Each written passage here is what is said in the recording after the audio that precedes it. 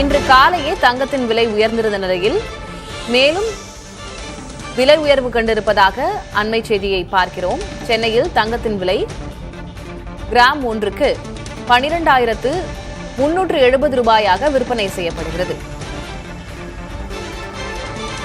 ஒரு கிராம் மேலும் 120 ரூபாய் உயர்வு கண்டிருக்கிறது. இன்று காலையிலேயே தங்கத்தின் விலை உயர்ந்திருந்தது. தற்போது மேலும் 120 ரூபாய் ஒரு கிராமுக்கு உயர்ந்திருக்கிறது. சென்னையில் ஒரு கிராம் தங்கத்தின் விலை தற்போது 12,370 ரூபாயாக நிர்ணயம் செய்யப்பட்டிருக்கிறது. ஒரு சவரன் தங்கம் 98,960 ரூபாயாக உயர்ந்திருக்கிறது. ஏறத்தாழ 1 லட்சம் ரூபாயை எட்டியிருக்கிறது ஒரு சவரன் ஆபரண தங்கத்தின் விலை.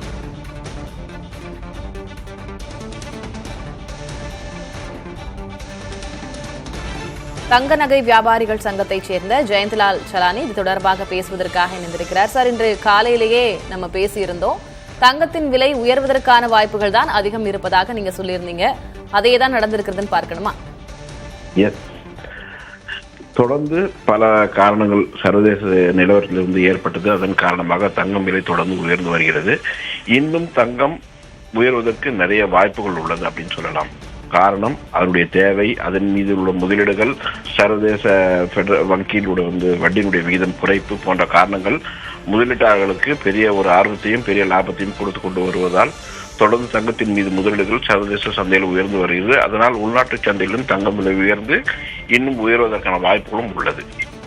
சர்வதேச அளவில் என்னென்ன காரணிகள், என்னென்ன ஃபேக்டர்ஸ் தங்கத்தினுடைய விலை உயர்வு இதன் மீதான தாக்கத்தை ஏற்படுத்துதுன்னு புரிஞ்சுக்கணும்.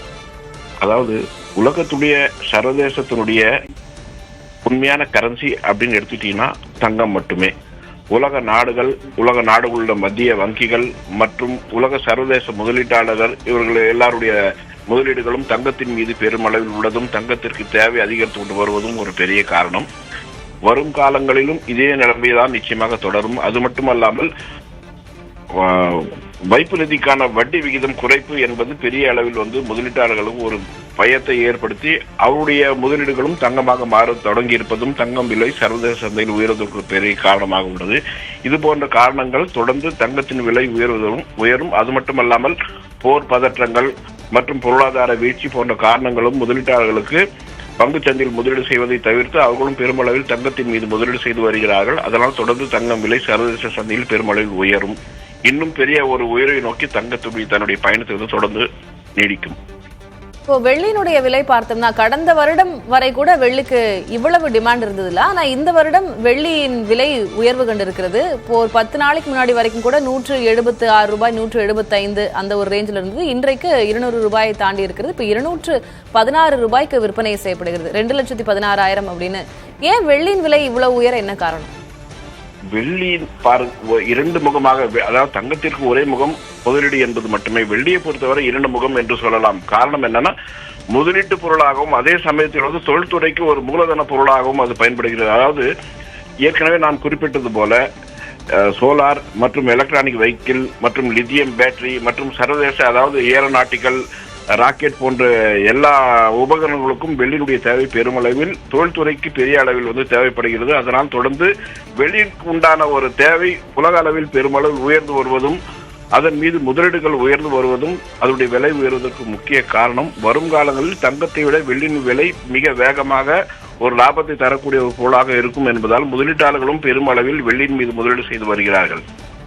திரு ஜெயந்த்லால் சலானி, பொதுவாகவே தங்கத்தினுடைய விலை உயர்கிறது, அதிகமாகிறது அப்படிங்கும்போது சாமானிய மக்கள் எப்படி தங்கம் வாங்குவது அப்படின்னு மலைப்பாங்க. ஆனா ஒவ்வொரு முறையும் தங்கம் விலை உயர்வு அப்படின்ற செய்தியை தான் நம்ம நாளுக்கு நாள் பார்க்கிறோம். ஆனாலும் தங்க விற்பனை, தங்க நகைகள் வாங்குவது என்னவோ தொடர்ந்து அந்த வணிகம் நடந்து கொண்டே தானே இருக்கிறது. மக்களிடையே தங்கம் வாங்குவதற்கான அந்த எபிலிட்டி அதிகமா இருக்கு அப்படின்னு புரிஞ்சுக்கணுமா?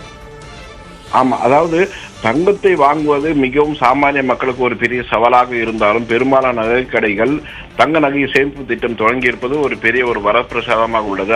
அதன் காரணமாக தங்கத்தை வாங்குவது மிக எளிதான ஒரு முறை கடைபிடிக்கப்பட்டு வருகிறது.